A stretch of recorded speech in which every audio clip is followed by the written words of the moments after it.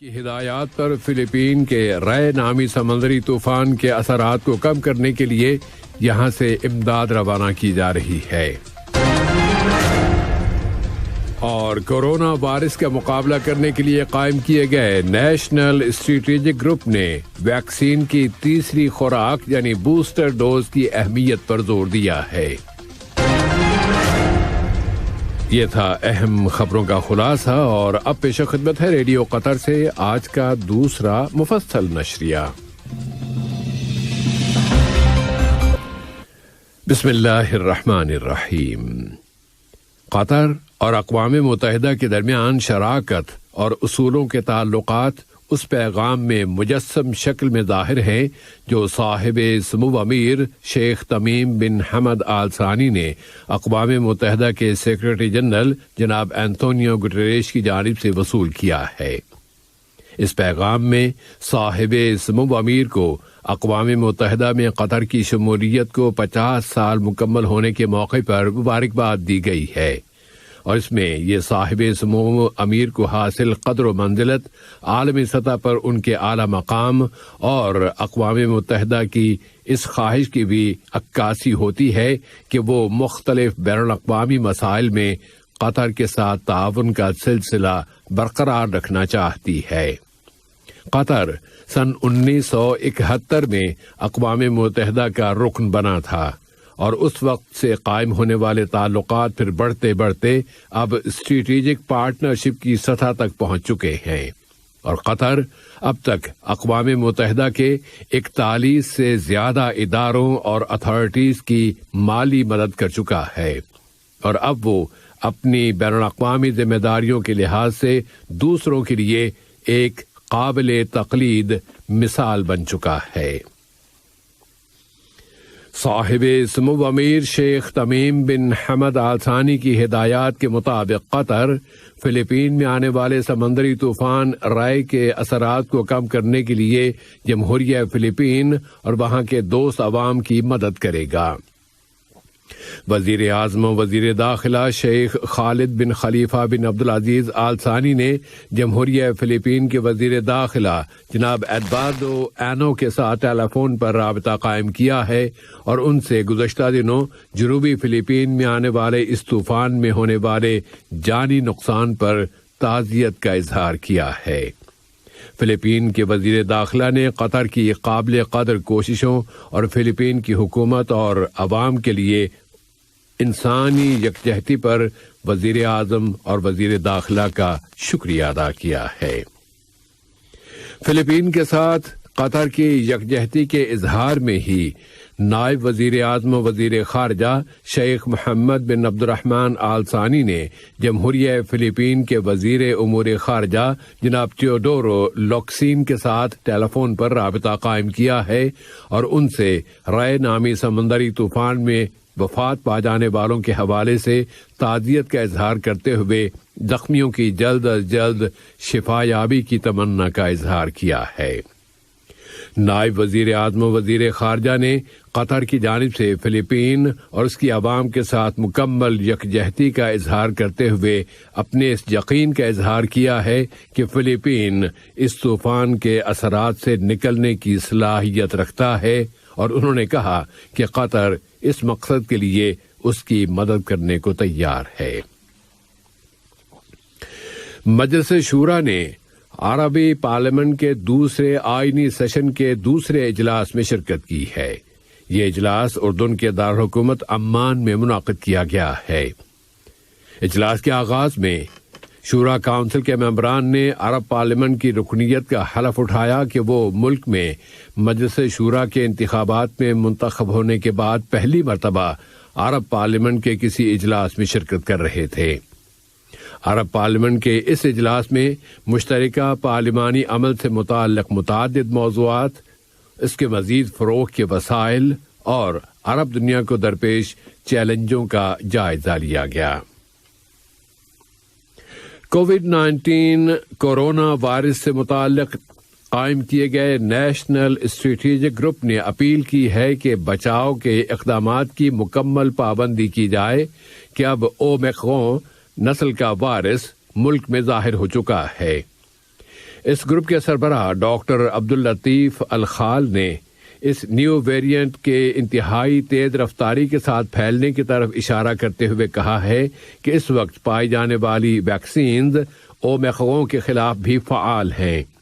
انہوں نے اس ویکسین کی بوسٹر ڈوز لگوا لینے پر زور دیتے ہوئے کہا ہے کہ اس سے ویکسین کی کارکردگی بہت زیادہ فعال اور ایکٹیو ہو جاتی ہے۔ کورونا وائرس کے خلاف نیشنل اسٹریٹجک گروپ کے سربراہ نے اس وبا کے ظاہر ہونے کے بعد سے اب تک ملک کی طرف سے کیے جانے والے اقدامات اور پوری سوسائٹی کے لیے تحفظ کی فراہمی پر زور دیا ہے۔ دریں اثنا وزارت صحت عامہ نے اپنے آج کے اعلامیے میں بتایا ہے کہ یہاں کی سوسائٹی اور معاشرے میں کورونا وائرس کے مزید 213 اور مسافروں میں 35 نئے کیسز رجسٹر ہوئے ہیں۔ وزارت صحت کے اعلان کے مطابق گزشتہ 24 گھنٹوں کے دوران مزید 149 مریض اب صحت یاب ہو گئے ہیں۔ اس طرح قطر میں اب تک اس وبا سے شفا پانے والوں کی کل تعداد 2.5 لاکھ کے قریب ہو گئی ہے۔ اگر عالمی سطح پر نظر ڈالی جائے تو صورتحال کافی گمبھیر نظر آتی ہے۔ فرانس، برطانیہ اور اٹلی میں کورونا وائرس سے متاثر ہونے والوں کی ریکارڈ تعداد درج ہوئی ہے، اور خاص طور پر اس میں نیو ویریئنٹ اومیکرون کی تعداد زیادہ ہے۔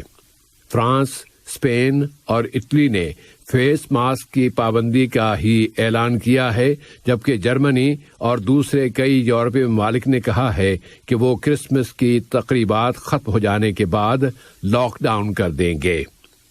صحت کی عالمی تنظیم WHO نے کہہ دیا ہے کہ اس وقت یورپ اومیکرون وائرس کا گڑھ بن چکا ہے اور وہاں نیو ویریئنٹ ہی زیادہ پھیلا ہوا ہے۔ برطانیہ میں اومیکرون وائرس کے 1 لاکھ سے زیادہ کیسز رجسٹر ہو چکے ہیں۔ آسٹریا، سویڈن اور سوئٹزرلینڈ نے لاک ڈاؤن کا اعلان کر دیا ہے اور کہہ دیا ہے کہ یہ بندش کرسمس کے دوران بھی برقرار رہے گی۔ یورپ سے اگر امریکہ کی طرف چلیں تو وہاں صرف ایک دن میں کورونا کے 2,60,000 کیسز رجسٹر ہوئے ہیں، اور ان میں بھی اکثریت نیو ویریئنٹ سے متاثر ہونے والوں کی ہے۔ نیو یارک اور دوسرے کئی امریکی شہروں نے ویکسین لگوانے والوں کے لیے انعامات کا بھی اعلان کر دیا ہے، گویا ایک مادی لالچ دیا ہے۔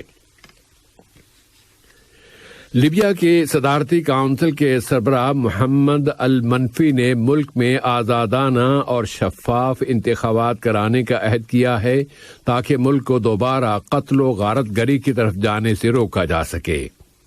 ادھر اقوام متحدہ کے سیکرٹری جنرل کی مشیر خاص برائے لیبیا اسٹیون ولیمز نے متعلقہ اداروں سے اپیل کی ہے کہ وہ اختلافات سے نکل کر جلد از جلد صدارتی اور پارلیمانی انتخابات کی طرف آئیں تاکہ اقتدار جمہوری طریقے سے منتخب ہونے والوں کے ہاتھوں میں منتقل ہو سکے۔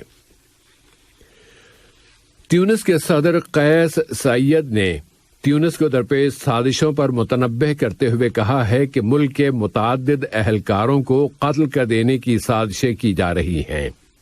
انہوں نے عہد کیا ہے کہ وہ تیونس کو بچانے کے لیے اپنے اعلان کردہ اقدامات پر مزید آگے جائیں گے۔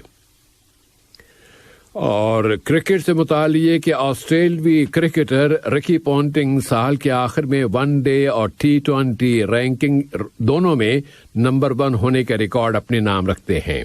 انہوں نے سن 2005 میں یہ کارنامہ سر انجام دیا تھا، اور اس کے 16 سال بعد اب بابر اعظم نے رکی پونٹنگ کا یہ ریکارڈ برابر کر دیا ہے۔ اس سال Babar Azam ICC one day اور T20 رینکنگ میں سب سے ٹاپ پر ہیں۔ انٹرنیشنل کرکٹ کونسل ICC نے حال ہی میں T20 پلیئرز رینکنگ جاری کی ہے۔ T20 رینکنگ میں کپتان بابر اعظم ایک بار پھر ٹاپ پوزیشن پر پہنچنے میں کامیاب ہو گئے ہیں، اور بابر اعظم ون ڈے میں بھی ٹاپ پوزیشن پر پہلے سے ہی موجود ہیں۔ بھارتی اسپنر ہربھجن سنگھ نے کرکٹ کے تمام فارمیٹ سے ریٹائرمنٹ کا اعلان کر دیا ہے۔ ہربھجن سنگھ نے اپنی ریٹائرمنٹ کا اعلان ٹویٹر پر جاری کیے گئے ایک پیغام میں کیا ہے اور انہوں نے کہا ہے کہ تمام اچھی چیزیں اپنے اختتام کو پہنچتی ہیں اور آج میں بھی اس کھیل کو الوداع کہہ رہا ہوں جس نے مجھے زندگی میں سب کچھ دیا۔ انہوں نے آج باضابطہ طور پر اپنی ریٹائرمنٹ کا اعلان کر دیا ہے۔ ہربھجن سنگھ آخری بار اس سال کے آغاز میں IPL میں ایکشن میں نظر آئے تھے۔ آج کے نشریہ ختم ہونے سے قبل اہم خبروں کا خلاصہ ایک مرتبہ پھر۔ اقوام متحدہ کی شراکت اور پارٹنرشپ 50 سالوں پر محیط ہے۔ صاحب سمو امیر کی ہدایات پر فلپین کے رے نامی سمندری طوفان کے اثرات کو کم کرنے کے لیے امداد روانہ کی جا رہی ہے۔ اور کورونا وائرس کا مقابلہ کرنے کے لیے قائم کیے گئے نیشنل اسٹریٹجک گروپ نے ویکسین کی تیسری خوراک یعنی بوسٹر ڈوز کی اہمیت پر زور دیا ہے۔ ریڈیو قطر سے آج کا دوسرا نشریہ اپنے اختتام کو پہنچا۔ فی امان اللہ۔